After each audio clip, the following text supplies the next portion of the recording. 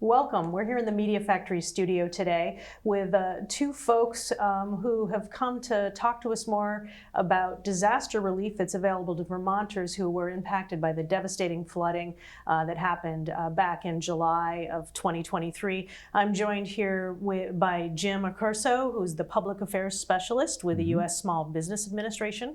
We'll call you CBA, the SBA. Yep, I'm sorry, not CBA, but the SBA during most of this interview. And then also joined in the studio today by Kim Keblish, who is a public affairs specialist with the Federal Emergency Management Agency, also known commonly to folks as FEMA. We really appreciate both of you joining us here today in the Media Factory studio. I should say for our viewers, I'm Jess Wilson, here the co-director of the Media Factory. So talk to us a little bit about, I mean, we know what brings you to Vermont, the devastating flooding events that impacted much of central Vermont, some of our county, as well as parts of New York and New Hampshire and even Massachusetts has brought federal aid here into the state of Vermont to help Vermonters and businesses and nonprofits as they try to recover from these events. So tell us a little bit about what each of your agencies' role is in a disaster like this. Well, Jess, so we're both here as a result of a presidentially declared disaster declaration associated with the floods and the mudslides and the landslides that happened between July 7th and 17th here in Vermont. And there are a number of counties designated as primary counties here in Vermont, as well as some counties that border, and we call those contiguous counties. And those differentiate whether our loan program for physical damage for businesses, homes, and renters, and economic injury loans residents are eligible for those. But in order to be eligible for a physical damage loan with the Small Business Administration, you need to register with FEMA. And Kim can speak to that. Great. So yeah, part of the main reason we have you here today is to tell our viewers and our listeners specifically how to get this assistance that is available. So as Jim said, with the SBA, step one, register with FEMA. So Kim, talk to us a little bit about that and what that entails. Yeah, so FEMA assistance is available to homeowners and renters in the 9 declared counties, including Caledonia, Chittenden, Lamoille, Orange, Orleans, Rutland, Washington, Windham, and Windsor. And these are homeowners and renters with underinsured or uninsured disaster-related damage from the July 7th to 17th floods and severe storms and landslides. And these folks can apply for FEMA assistance online. That's the fastest way at DisasterAssistance.gov. They could also download the FEMA app, and that's a great option because you could take pictures of the supplemental documentation that FEMA will request of you and upload that to your application seamlessly. You can also contact the FEMA helpline at 800-621-3362. And of course, you can visit FEMA in person at our disaster recovery centers. Folks can find a nearest disaster recovery center to them at FEMA.gov/DRC. And that's where folks can come in, speak to a FEMA specialist in person, and receive registration help, or if they've already applied for FEMA assistance, they can learn the status of their application, receive help submitting documents, ask any questions they have, and even receive help with writing appeals. So, You mentioned both homeowners and renters, so and the folks would conceivably, hopefully, have some insurance that would help them. But as we were chatting kind of before we sat down, you were saying even before you get in touch with your insurance company, that it's important to reach out to FEMA. That please, if you have flood insurance, homeowners or renters insurance, please file with your insurance. It could be before or after applying for FEMA assistance, but make sure you get that in because FEMA will ask to see your insurance settlement letter because FEMA cannot duplicate the benefits that are covered by insurance.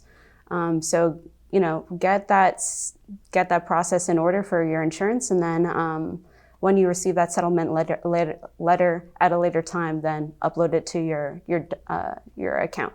Your DisasterAssistance.gov account. Typically, how long does it take for folks to see FEMA assistance? And maybe that really varies by every situation, but It is a variable question because if, after folks apply for assistance, they may get in touch, a home inspector might try to get in touch with them. And, after folks do the home inspection, they submit the necessary documentation. Considering everything goes according to plan and everything is submitted on time, it could take about 20 days or so. Yeah. Okay. And what type of assistance is available from each one of your agencies? So we've sort of covered, and for folks maybe just tuning in, again, step one for applying for disaster assistance would be to get in touch with FEMA.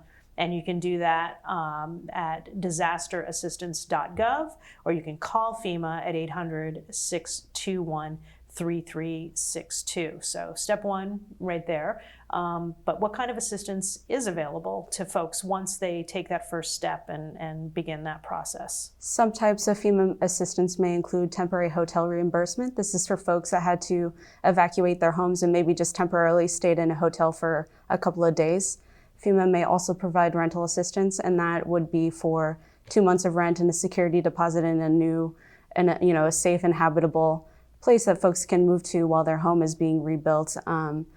Some types of disaster assistance may also include basic home repairs, of course, and other disaster-related expenses like medical or dental costs, vehicle repair or replacement, damaged HVAC, damaged furnace, and even childcare costs. Okay. And Jim, where does the SBA fit into all this? Great question, Jess. So after someone registers with FEMA and understands what they're going to get their coverage for, they are then referred to the SBA to see if we can help them with the loans that we offer. So if a business comes to FEMA doesn't help businesses, so then we're going to, a business can apply to us for our business physical damage loans, and those can be up to $2 million, and that could be for inventory of the business, as well as the physical property of the establishment where the business is. And then we also help homeowners and renters. So a lot of folks don't know by our name, Small Business Administration, we do help homeowners and renters, and we will help homeowners up to $200,000 for their real estate or personal property. And then renters and homeowners can get up to $40,000 for the personal property of their homes. We also Can I just ask you, is that and that would be a loan? That's a loan. Which is different. FEMA is not a loan, correct? Correct. Okay. Correct. Sorry to interrupt, but just no, wanted clarity question. there. Yeah. And also too, then folks that are referred to us, we encourage them to come and apply, because if they're found ineligible down the line, they then can go back to FEMA for what they call additional needs assistance for some other programs that FEMA offers. But with us, there is no fee to apply for our loans. There is no obligation to take the loan if it's offered. But we do encourage folks to apply before the upcoming deadline of September 12th.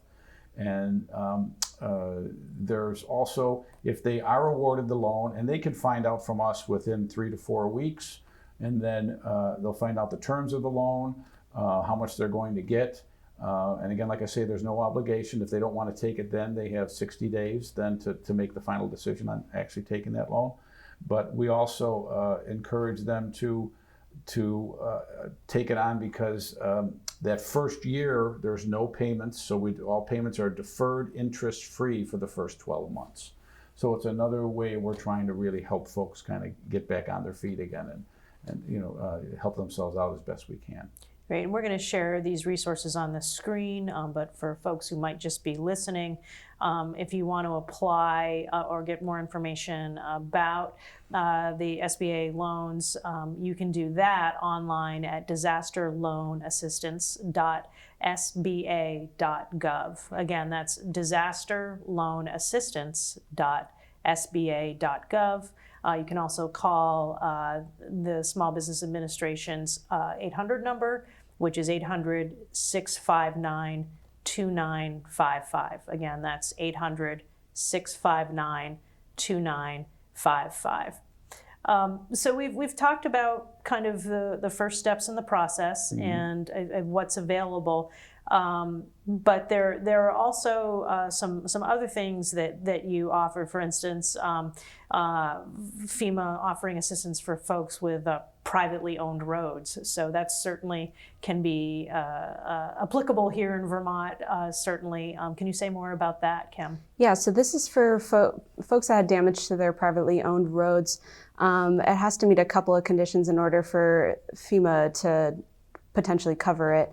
That it has to be an only access road to the house, and it has to be impassable. Folks can't access their house unless this road is available to them. So FEMA may help to cover the costs associated with fixing that privately owned road. Great. Tell us a little bit about your activity in the state. What kind of dollars have been sort of approved to help with this disaster? And maybe that's something you can answer from the FEMA perspective too. Yep. So we through last night we've offered awarded more than $12 million in loans, and again, so that's a combination of the homeowners and the business loans. The exact number, I think it was over 200. I'd have to really check on that, but that's the dollar amount. We expect that to go up to increase as more people come in. There are a number of applications at any one time that are in consideration. Mm-hmm. And again, what we do encourage folks to do too, in addition to applying online, is to come into one of the FEMA disaster recovery centers, and there are 6 of those in the state. There are 9. There are 9. So there's 9 disaster recovery centers, and then we have 3 business recovery centers. The disaster recovery centers are where folks can come in, talk to FEMA, talk to us, maybe talk to a state agency. I know the USDA is there to answer questions farmers may have, because we don't offer, we have a smaller program that we help farmers, but the bigger agricultural programs would be through the USDA, so they're there. And there are other partners at the disaster recovery centers. At the more slimmed down business recovery centers, we're there where folks can come in and key in their own information. They'll have that FEMA number if they had already talked to FEMA, and then they can expedite their application that way. And then also too, if folks are only interested in the economic injury disaster loans, those have a deadline of April 15th of 2024. And those would be for businesses that look back to this date and see that they had any losses associated with doing business around the incident period of July 7th to the 17th. Say they weren't able to travel from one county to the other. A business might depend on the catering half of the house, and they couldn't get it, reach customers that way. So they could be eligible for the economic injury loans that are offered as well. And those you don't need to apply with FEMA first. Okay, so I think clearly the message here from your perspective for business owners, nonprofits, is be tracking impacts of the floods or subsequent mudslides, that between that time period in July, because you could be eligible for the EIDL loans. We call them, the acronym is EIDL. Yeah. Mm-hmm. Great. And we were going to talk just a little bit about sort of what FEMA aid is available, and is this a sort of finite amount of aid or help, or how does that work? So far, FEMA has approved over $14.7 million for homeowners and renters, individuals and families. And there's no limit to the amount of people that can apply or potentially receive money. Okay, great. And we should say for the record, we're speaking to you on August 23rd, and this is obviously still an evolving situation here on the ground in Vermont. But I've heard that on the street, folks are saying, they're running out of money. You need to get in there quickly, and that's not true.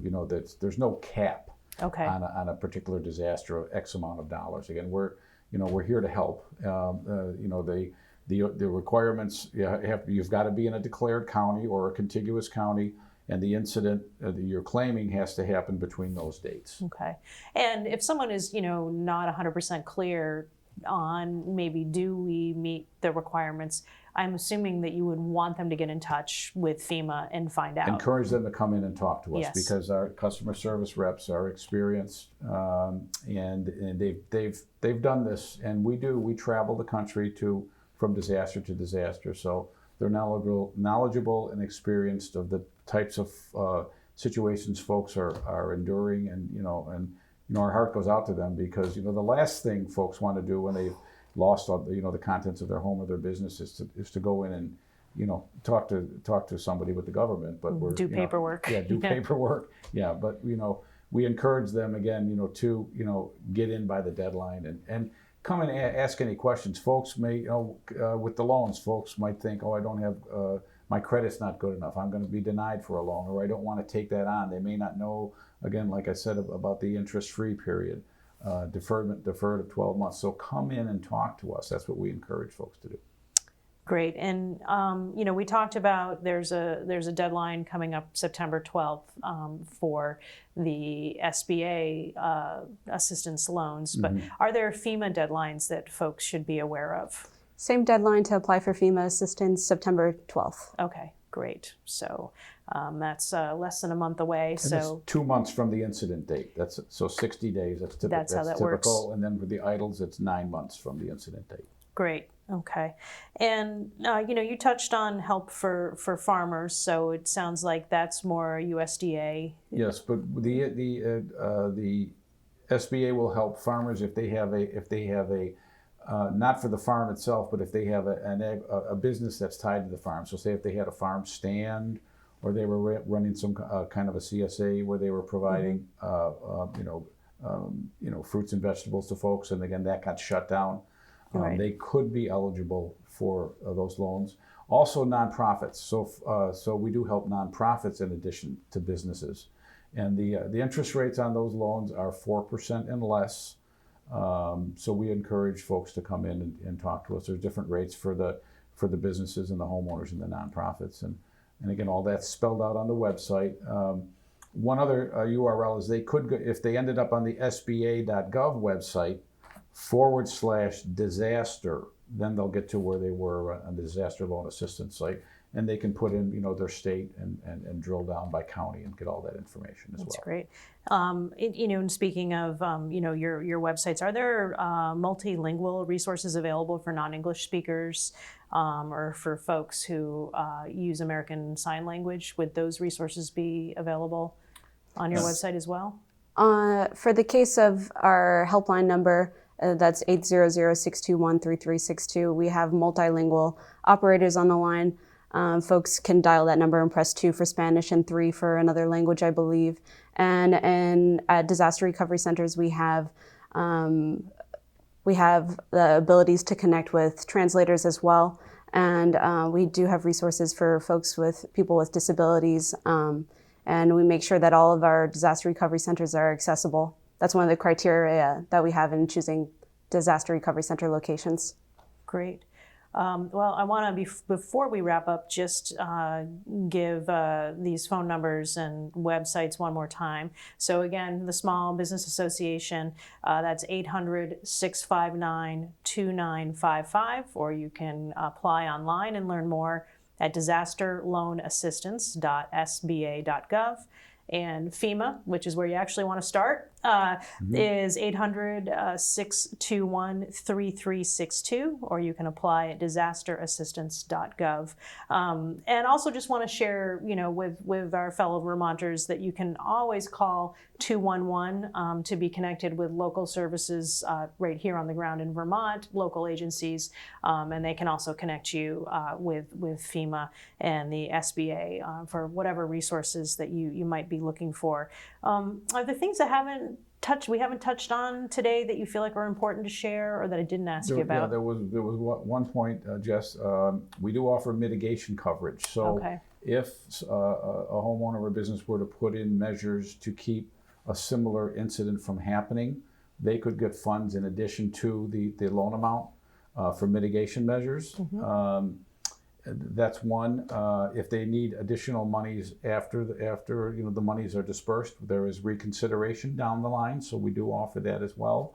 And after we were to leave, and again, we stay here at the request of the state, so there's no set date when we're going to leave, but when we do, we encourage folks to work with our partners, the SBDCs, the state SBA office, the SCORE, and also the Veterans Business Centers, if they need any additional help. Because again, we're going to be here for the long haul to help folks get reestablished. We know it can take a while, so the SBA we don't just pull up stakes and disappear. So that's a part of what we call our whole of community approach that we're going to be rolling out soon. Great. So. And when you mentioned mitigation, it did make me think of just an additional question for you, Kim. Are there instances, and maybe we're not there yet, where FEMA works with, a homeowner, to just completely buy them out because there's concerns that incidents like these are just going to continue to happen or maybe have happened? Is that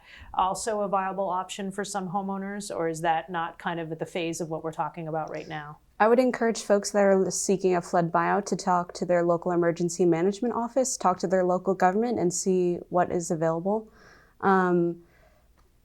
Yeah, great. And the last thing I would like to add, what applicants should look out for after applying for FEMA assistance.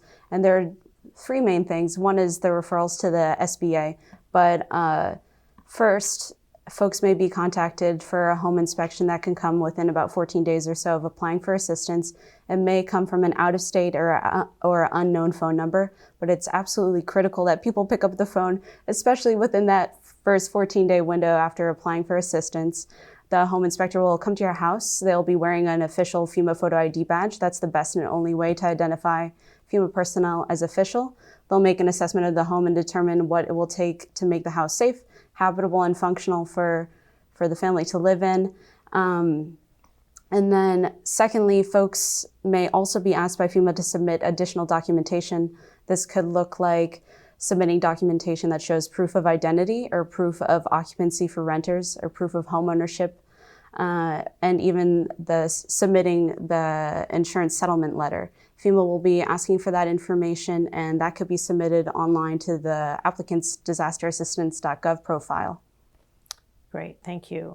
That's very helpful information about the home inspector, and I'm assuming also that Vermonters just generally should be aware of folks taking advantage of the situation. But anybody contacting them from FEMA or the Small Business Administration would have the appropriate ID and credentials. So really important message to share. And one last message: any documentation that you do get from us, we encourage folks to read it carefully, because it'll spell out, where they may be remiss, in a document or the other, that they could then, attach that and upload that, or come into the center and give it to us, and we'll upload it to speed their process along. And when they do take a loan from us, they could get a payout of up to $25,000 from that first payout, from the time they provide that wet signature on the loan and work with our loan officer. So again, we want to help them as quickly as we can. Great. Well, thank you both for coming in here today and chatting with us and our viewers. Again, the message we want folks to certainly take away is that if you've been impacted by the floods that devastated parts of Vermont in July, that your first step is really to reach out to FEMA if you've not done so already. And an important deadline is coming up, September 12th, 2023. Mm-hmm. And we'll continue to share information on our screen about where to go and phone numbers to call to tap that assistance. Well, Kim and Jim, I want to thank you very much for joining us today here in the Media Factory studio. Thank you so much. And thank you for your work on behalf of Vermonters. We appreciate it. Enjoy being here. Thank you. Thank you. And thank you very much for joining us today.